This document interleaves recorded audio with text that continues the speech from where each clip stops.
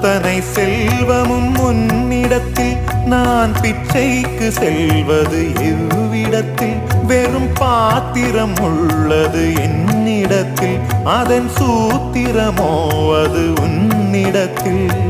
ஒரு முறையா இருமுறையா பல முறை பல பிறப்பெடுக்க வைத்தாய் புதுவினையா பழவினையா கணம் கணம் தினம் என்னை துடிக்க வைத்தாய் பொருளுக்கு அலைந்திடும் பொருளற்ற வாழ்க்கையும் துரத்துதே உன் அருள் அருள் அருள் என்று அலைகின்ற மனம் இன்று பிதற்றுதே அருள் விழியால் நோக்குவாய்